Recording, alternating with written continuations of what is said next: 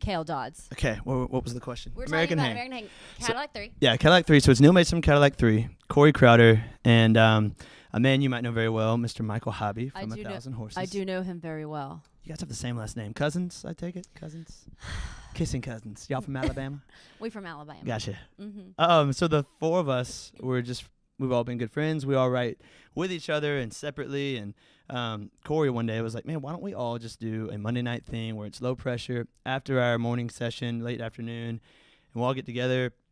We'll start an idea. We'll write a song. If we end up writing a song, great. If not, we started something. We'll finish it the next Monday. And it was like the most low pressure creative atmosphere in songwriting that I've personally experienced in Nashville, because it made me realize a lot too, because I was at a point where I'd been in Nashville for about 3.5 years, 4 years, co-writing with everybody 5 days a week, typically twice a day, just getting not burned out, but exhausting the co-writing experience. Mm-hmm. And it made me realize no matter who it is, how many hits you have or whatever you have credibility-wise, it's there's not a better creative atmosphere than being with people that you were just you with. Your not comfortable self. Comfortable, yeah. I mean, yes, you can dare to suck all the way. Dare to suck. You can be honest. It's just, to me, it changed the game and really not only helped me in that atmosphere, but helped me change all my other co-writes going. Awesome. Yeah, putting somebody in the room, or just make sure you establish a relationship with somebody in the room before you just dive in. And I'm not saying that doesn't work, 'cause it's happened. So you like to chat, like before you start writing, will you Totally. chat it up now? Yeah, I'll get microphones out like this and press record and give like a 30-minute interview, just asking questions first. Totally, and then you're good to go. Yeah, and then I'm set. Then we can work on an idea. Isn't it crazy how you get to know someone so well in a songwriting room? Like almost, Yeah. I think that's why songwriters and artists are so open,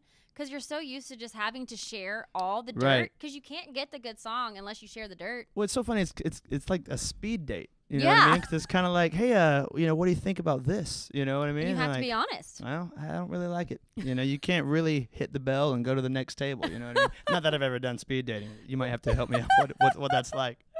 But no, it is an interesting concept, because you're just completely being vulnerable in front of whoever it is. Because sometimes strangers. Absolutely, yeah. And strangers that you're intimidated It by. happened today before I came here. I wrote with a guy Who? that I had Frank Rogers. I love Frank. Great songwriter. Never met him. Mhm. Knew his track record. What's his track record? I think he wrote that John Michael Montgomery song. Tons of songs. Yeah. Huge songwriter.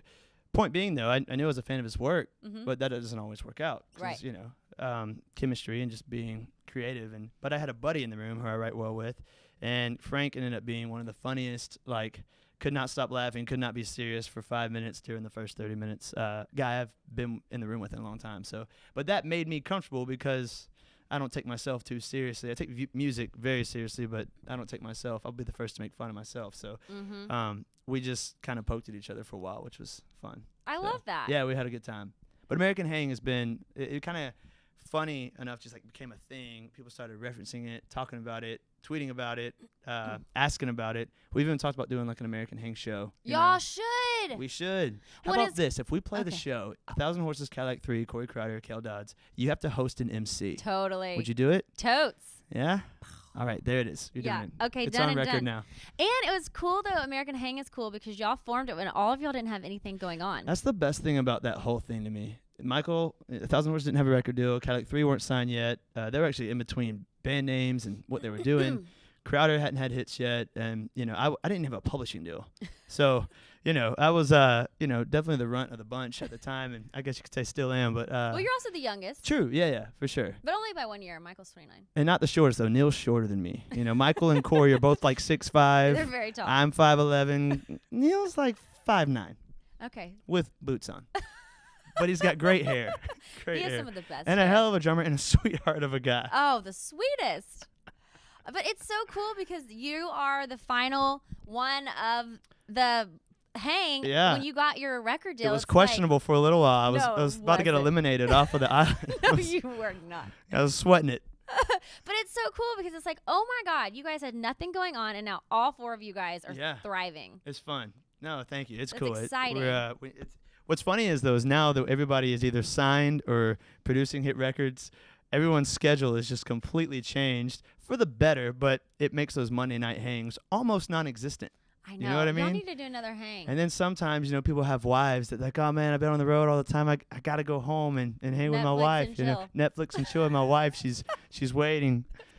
Totally. But no, these it's been fun. I love those guys. Okay. So How am I doing with these so far? you're killing it.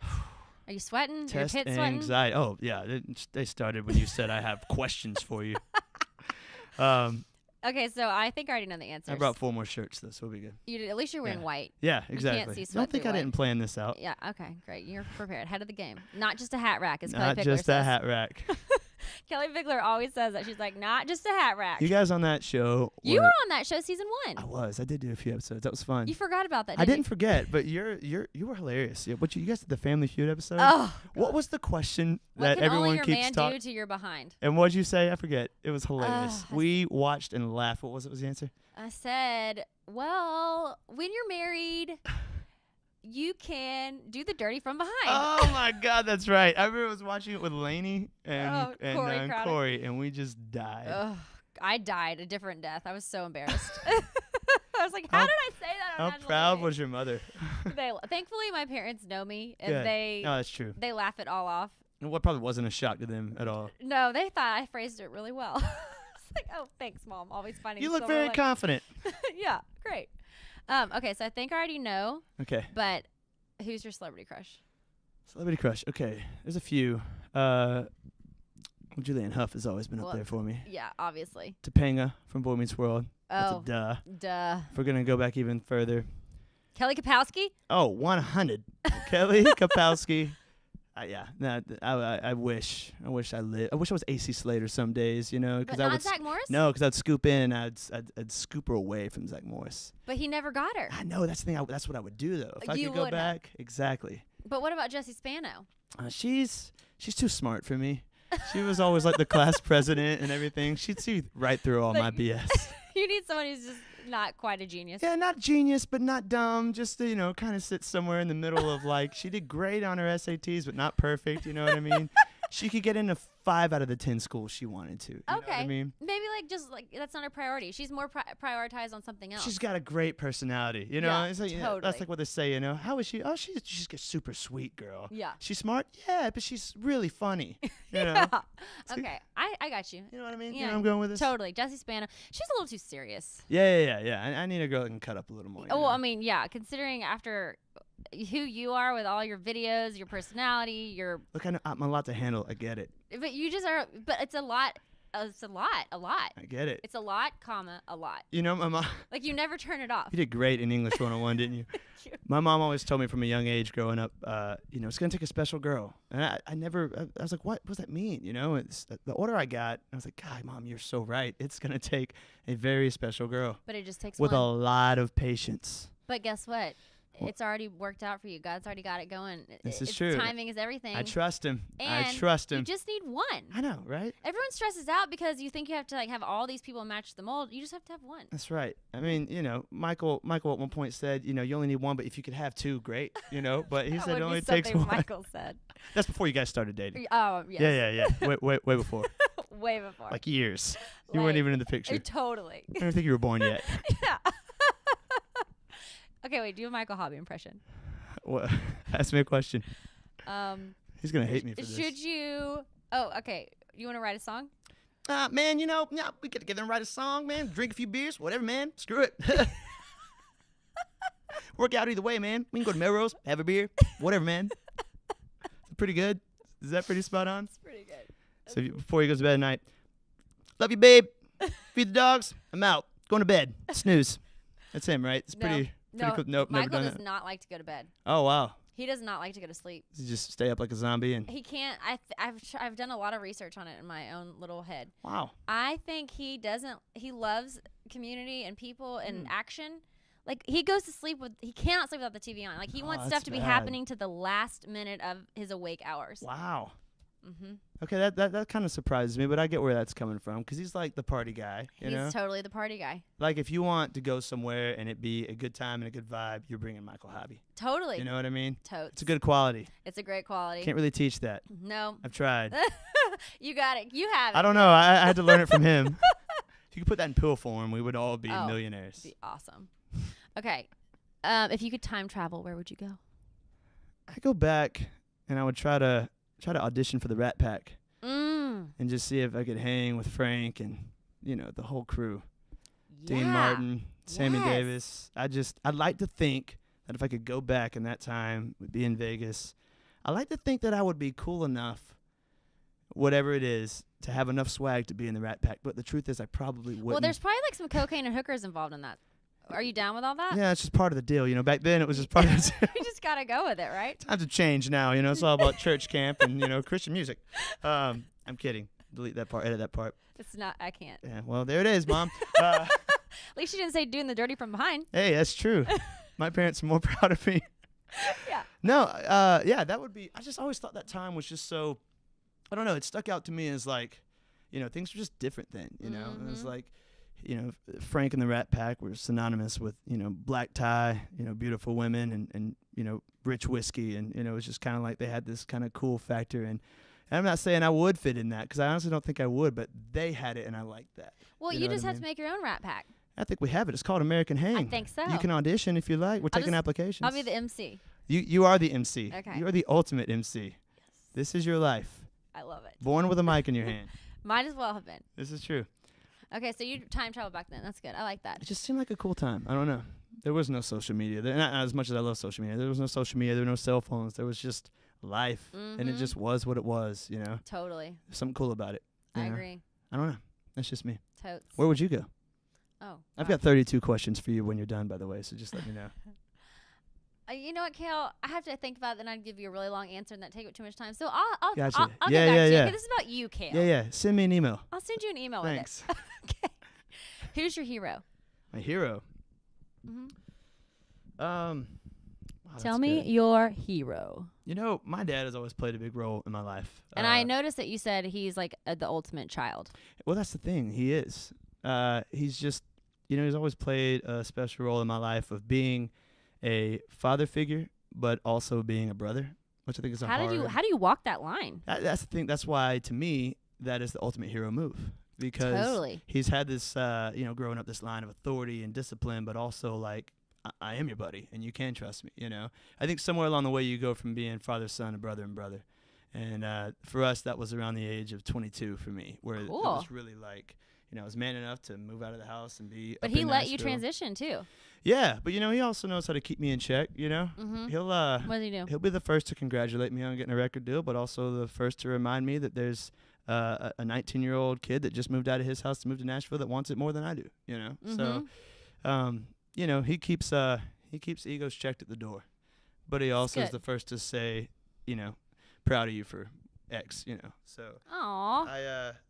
I want to be, I obviously am, single and no kids at the moment, knock on wood, with both hands. But, when I become a dad one day, I hope I'm able to walk that line the way he did. So, and have my son say something like that, with in an interview with cameras in his face and microphones in their hand. You know what I mean? That's the goal. That is the goal. You know what? You got a great dad. That's really awesome. Good guy. That's really awesome. And he's smart because he found my mom, and my mom's pretty cool. She is. Yeah. So you have a great family. Yeah, I'm lucky. Is it just you and your brother? Yeah, so Chase, my brother, plays drums with me, and which is how cool is that he plays drums awesome. with you? I love it. We've been playing in different bands together since we were like 12 and 13. It was just one of those things where mom and dad were not musical, but they loved music. Where did that come from? So they just listen to music? Love music. Dad always had the country station on. Mom and you're from Georgia? Yeah, from Georgia. Mom always had the top 40 on. Dad always played country. And so you're somewhere in between, huh? I'm somewhere in between. And anyways, there was just one Christmas where we both wanted a set of drums and a bass because everyone played guitar. I was like, well, I'll be the bass player. It's 4 strings. It can't be that hard, right? Yeah. And wrong. And I remember we both went in to what was quote unquote the spare bedroom, band room, music room, playroom, whatever, when you're 12 and 13, game room. And drums were set up and this little, this cheap bass, that was it was kind of like the experimental, if they like this, we'll support it. This is probably a phase thing, which I think they were hoping it would be. But I just remember as soon as my brother sat down that drum kit, he kind of started the only beat he knew how to play, and I was able to finagle a few chords on the bass and play a little riff. And I just remember looking at each other like, man, a door is open that is never going to close. Really? And looking at my parents, and they were frightened. They So regretted their decision immediately. we stayed in that back room for the next 10 years until we moved to Nashville. So that's what y'all did every day after school and stuff? 7 days a week, every day, unless we were at gigs. I mean, it was How did you become the singer? Did he not want to sing? Well, he does backup, but no, he was just kind of like understood thing, you know. It's like he's You the didn't have to drummer, talk and it. I was the front guy, and yeah, it was just understood. We just kind of went in these roles, and yeah, it was just fun. We played our first, middle school little dance, then we played in a buddy's garage for Halloween, and You were like the band of your town? oh, 100%, yeah. It was like, even though we were awful, we were cool because we were the only ones, you know. Did you get all the ladies? Yeah, I had braces and spiked hair, about as good as you could do for that. You know what I mean? The only thing that's changed is non-braces. And spiked hair. Cale. Hey, you were 13, I had my Hurley shirt rocking, and Is your brother's name Spinach? no. Terrible joke. Ba-bum-ba. You should do stand-up at Zanies. I know. Mom was a vegan, clearly. Mom was definitely a vegan. What is his name? Like a vegetable? Chase. His Oh. name is Chase. Okay. Okay. Cool. Great. Should have been a vegetable. Should have had something cooler. Yeah. No, Chase and Cale. Okay. Pretty cool. I It like rolls off the tongue easy. You know what I mean? Both C's. Yeah. Actually, you want to hear another fact? I'll give you a fact. This wasn't on the quiz, but I'm going to throw it in there Okay. under bonus. Okay. All our cousins are with a C. Wow. Yeah. So Like on both parents' side? yeah. So Chad, Chase, Cody, Cale, Catherine, Caroline, Kaylee. My sister's name's Catherine and I'm Caroline. Get out of here. Are we cousins? We might be. We both from Alabama? I think so. Hello? That's weird. Yeah, isn't that wild? Yeah. I don't know why. It's just about most Was it redneck thing in the world. Ironic? And we all go by our middle names. You know what I mean? So I'm Jared Cale Dodds. Chase is John Chase Dodds. Yeah, it's a thing. Okay. It's I just- like that. It's a rite of passage for the Mason-Dixon line. You know what I mean? Okay. Yes. Okay. Okay. If you could be a pet dog to anyone in the world, who would it be and why? A pet dog to anyone in the world and why? That's a good question. Probably Jaron Johnston. Because From the Cadillac Yeah, 3? From the Cadillac 3.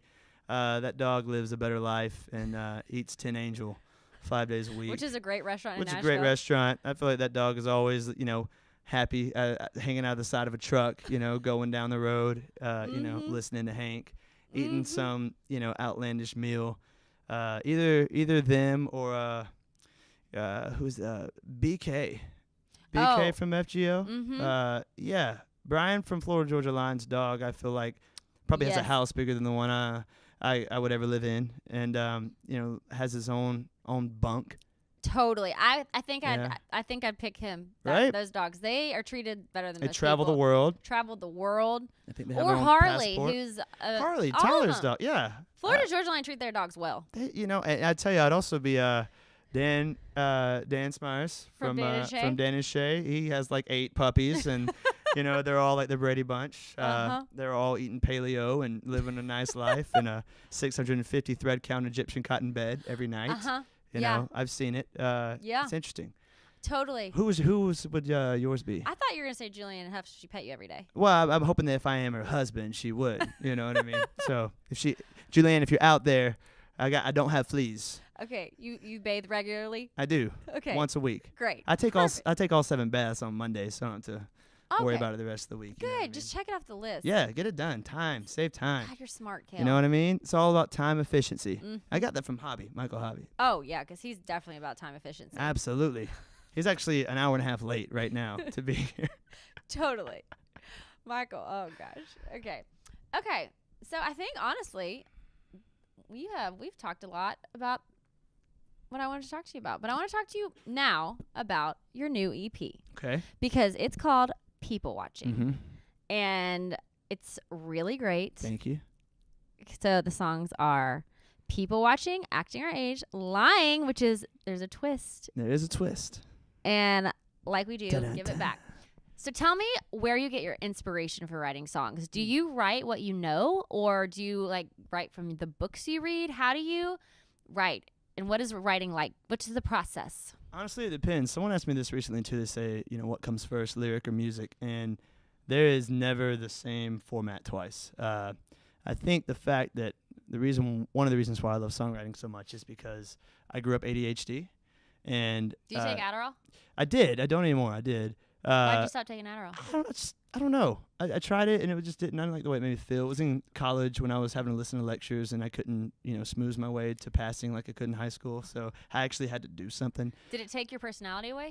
Yeah, I mean, don't get me wrong. Like I know I like to joke around. I don't take myself serious at all, but I have a serious side, and who everybody does. But that side just comes out, tenfold, and there's not much humor at that point, and it just, I don't know. It wasn't like it was like extreme or anything, but it was just one of the reasons why I love being as a creative and ADHD or ADD.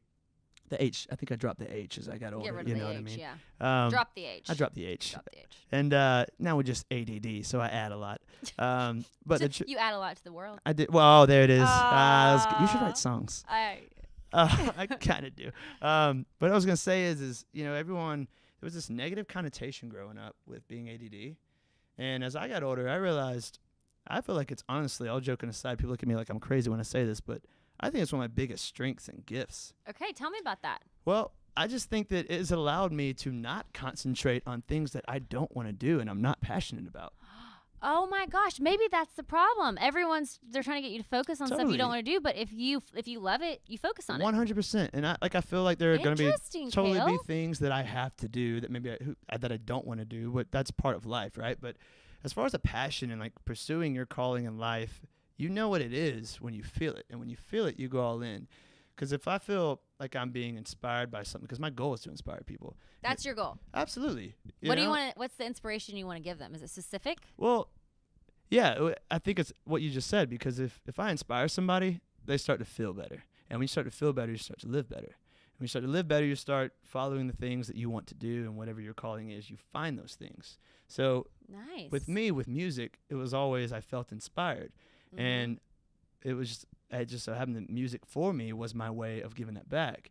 And, whether it's books or music or, a film, all those things are interdependent with being creative and inspiring people. For me, I'm not a movie producer or an actor or, an author. Not yet. Not You yet. could totally be an actor. I don't know. That might happen. I'm too shy to be an actor. Oh, I know. If only you could just get your personality out. Yeah, I freeze. I freeze when the cameras come on. But no, that to me was always been one of the things is being able to stay creative like that enough to where your mind is always racing on how to, fulfill that, desire in somebody else, Mm-hmm. And so that's why I feel like the most creative people that I know are extremely ADD.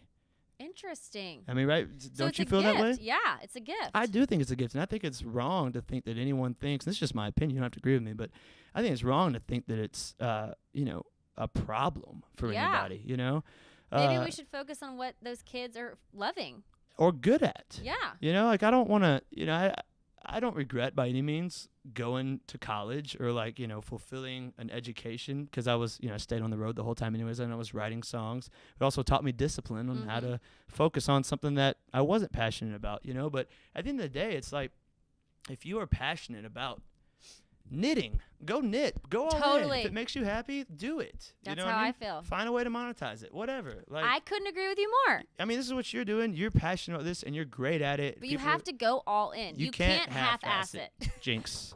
You owe me a Coke, but I don't need it because it's got too much caffeine. You don't need any more caffeine. Maybe we should just how I feel. Drink Red Bull. Yeah, I agree. If everyone went all in on their passions or took the time to discover their passions, don't you think the world would be a happier place? 100%. Because everyone would be loving what they were doing every day. Right. Like I could not.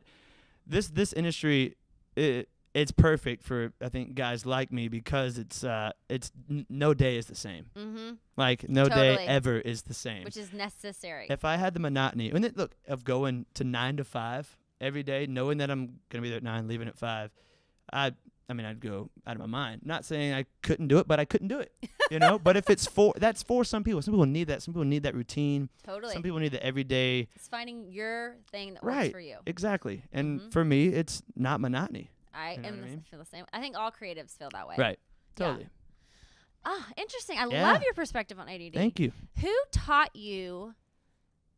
Where did you get this inner burn in your soul to inspire people? Like where did you learn that? Because some people want to do music because they want to be famous, or they want to do music because they want to make a lot of money. Like why? Your goal is because you want to inspire people. Where did you learn that? Yeah, well, And why do you care to inspire people? Well, it wasn't necessarily that I started out going, I want to inspire people. Yeah, I'll choose music to do it. I mean, if that were the case, I'd go, I don't know, try to write a book or be an inspirational speaker. So I don't know, but I would be horrible at that. But I think that it's what was happening to me when I heard the music, and then I realized the music I was writing was affecting people. You know, it doesn't have to be a serious song. You know, it's like it's just be a fun song that puts somebody in a good mood, because it's crazy how quickly a song can change somebody's mood. Totally. I mean, 100%. And as soon as I started touring at a young age and playing those songs live, seeing what it was doing to people, I was like, this is a huge part of this. This is way more than me wanting to write songs and perform. Right. Because I love that, and that's where it starts. But it's just way beyond that. You know, it goes off into something else that I think at even 13 or 14 I wasn't able to see. But as soon as we really started hitting the road and seeing what it was doing to people and how it could affect people, I was like, that's the ultimate goal. You know, love that. Thank you. Yeah, it's fun. I love it. It's and the other thing too is it's always a challenge, and it's always changing, and you're always figuring out how to refine that. You know, so it's never the same thing. Totally. So I love that. Tell me how you felt when you got your record deal, and how did it happen? I remember I was riding with two buddies, and I had a phone call from Scott Hendricks and who runs Warner, and John Esposito. Run Warner. And they both called me on a 3-way call and told me. And what did they say? Well, we had, first of all, I was writing at Warner Chappell Publishing Company, and we had. So you had a publishing deal with Warner Chappell for a year, or almost for exactly a year, and we put out the EP ourselves and everything. I wrote, gathered the songs, we released it. You know, just did all the the Do You Like Cale videos, all that stuff, and did a bunch of marketing behind it just on our own, just trying to do content. And Spotify came into play and put me on New Boots playlist. And heck yeah. Yeah, John Marks, that whole crew was great. Yeah. What really song did they put on there? The first one was People Watching. I love that one. Thank you. Which helped, got, a couple million streams right off the bat, which was awesome. Wow. And then they recently put Lying on there. Nice. Which just hit over 1.5 million, which was awesome. Wow. Yeah, so they're great. I'm so thankful for that. For having no real other exposure other than Spotify to have that many lists. Wow. It's awesome. And being on the road, with the guys is it's been the game changer, honestly, because it started getting attention. Media outlets started saying stuff, and then we met upstairs with Scott and John, and played for them. They showed them some videos, and it was and they came to a show. They flew down to Florida to see a show, and it just honestly was organic. When we ended up, I was writing with two buddies, and I got a call from both of them, and it was something I won't forget, because it was just one of those phone calls you wait on as a child. What did they say? I remember it. I remember like it was yesterday. I was at my buddy Luke Sheets' house, and he has a studio in his backyard. And I remember I said, man, I got to take this phone call. He said, yeah, go ahead. And actually, funny enough, my phone was facing him. I didn't see it. I was playing and singing. And he goes, yo, I think you need to take that. And it's just said Scott Hendricks. And I was like, yep. Yeah, I'll be right back. So yeah. I ran outside and actually walked into his house. He's probably thinking, what the hell was I doing walking around his house on the phone? But I remember I sat down on his couch, and we were sitting there talking to Scott and John. They were like, man, we've been doing this for about a month, and we want to know how you would feel about being the newest member of the artist roster at Warner Brothers. Just got full body chills. Yeah, I every time I do, I still think the same thing. So what did you say? It was something along the lines of, where do I sign? Man, it's just, we always clicked. John and Scott, we always clicked, and it was always one of those things where I felt like they not only got what I was doing, but more importantly, they got what I wanted to do and saw the vision of that. And I just felt like they were the guys in the family of that. It was a perfect natural fit. It just felt right from the start. To me, it never really was a question. It was just them seeing it. Yeah. And they say when it's right, it feels easy. It's true. Yeah. Is that the same thing with marriage? Yeah, totally. Yeah. It really is. Cool. It really is. Is that a joke? No, it's not a joke. I was like, I don't get the joke if it's a joke. I was just circling back around to you. It only takes one. It does. I swear to you, all the biggest decisions of my life have felt so unbelievably easy. Really? Yes. That makes sense. Just so easy. Why does everybody put so much pressure on it? Because people try to rush the process. And they try to make stuff happen that's not meant for them. I get that. Mm-hmm. Maybe you should write the book. Okay. Yeah. You can write. We can write it together. I'll do the forward in it. I'll write it. Okay, perfect. The book. Coming to Barnes & Noble. Oh, which in the is fall. almost no more. I know, right? It's all Sad. digital now. I know. But yeah, so anyways. So you got the phone call. Got the phone call, came back in. How have you ever felt an excitement or bliss like that in your life? That was pretty high on the list, honestly. Is there anything else that touches that? Hearing Drunk Dial on the radio for the first time, because it's the first time I'd ever been a part of a song that was on the radio. So I remember where I was. I was with my guitar player Ryan Barnett, and we were driving, and I remember it came on the radio right then, and it was just a cool moment. Almost swerved off the road. You did? Yeah. Oh yeah. Did you get any tears in your eyes? Oh, absolutely. Did you cry when you got your record deal? I teared up, honestly. Yeah, I'll be the first to say it, because it was kind of like one of those things where you can't believe you dreams can't believe are coming true. Yeah, and there's a lot of backstory that there's of moments of kind of what the hell is this ever gonna kind of thing, and yeah, I mean there's a lot of that. Pause. Okay, so you've had some pretty big moments. You had a song, Drunk Dial, on the radio, got your record deal.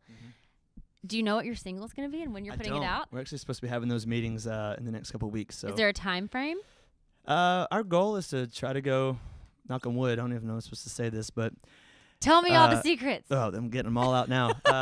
Our goal is to try to go to the radio within the next year. So I know that's fast, but knock on wood, I'm hoping that's the goal. I mean, that is the goal, hoping that's what happens. So are you going to make a full album, or are you going to go off the EP that you've already made? We're going to go in and cut three more. Okay. And are you going to use the EP, or is that? That's part of the discussion. I mean, I've written so many songs since the EP came out. Then maybe you have something you like more. Yeah, absolutely. So, I mean, we need to get American Hang back together. Totes. And so I need you to let Michael off on Monday nights. Okay. Schedule it in on the family iCal. Okay. To American Hang. Totally. 4 to 8 maybe. Okay. Maybe 9:30 depending on if we go out afterwards. Why don't we just have it at our house and y'all go upstairs?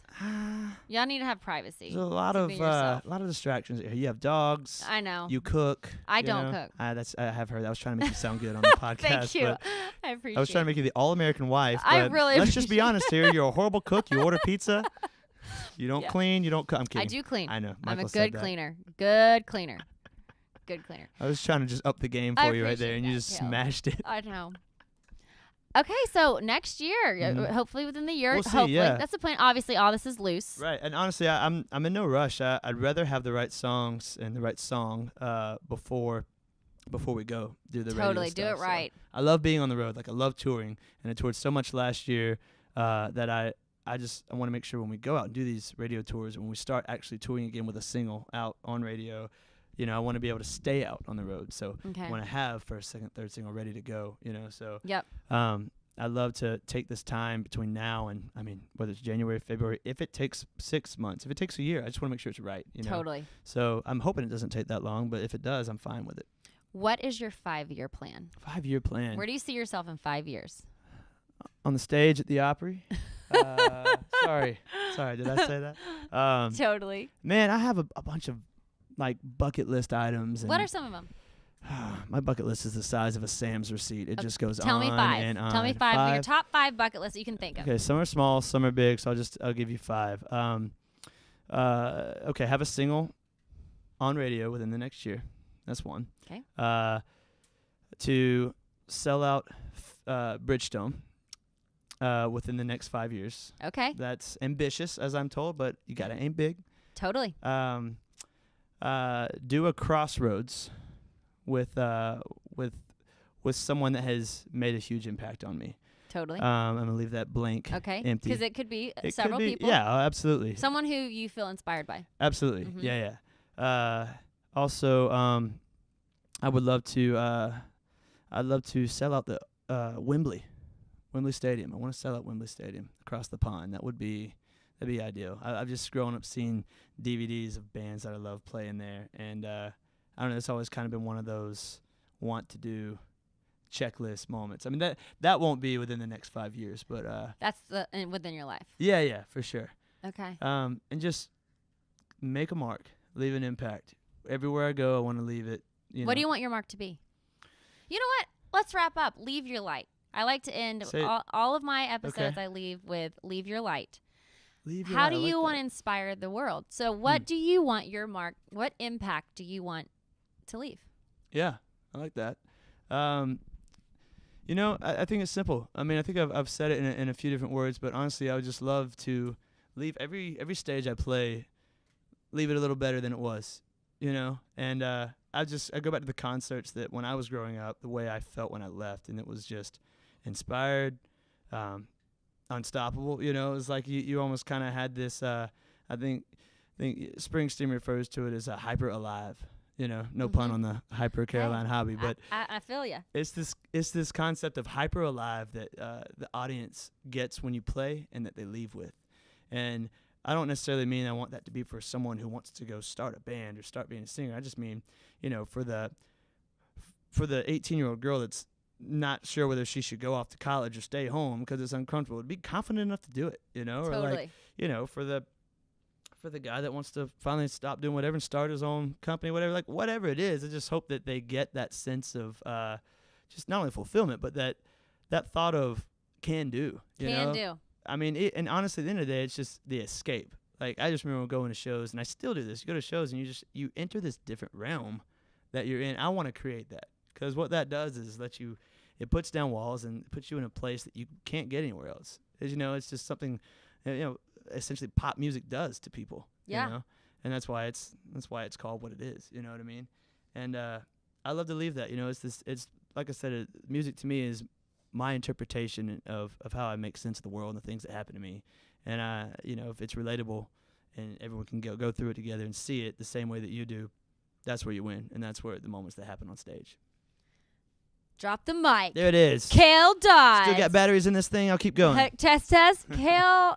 This is an incredible interview. Thank you so much for having me. It's Thank been fun. you for joining me. Absolutely. It was so fun. I've been listening to this podcast for a while, and I was finally glad that you asked me to do it. Well, heck yeah. Let's do it again. I guess Neil's the only one with the hang I haven't had now. So this is what you need to do. You need to do it with Neil, and then you need to circle back around in a few months and do it with all four of us in American Hang and see who fights for the mic. Oh. Yeah. Yes. It'll be fun, right?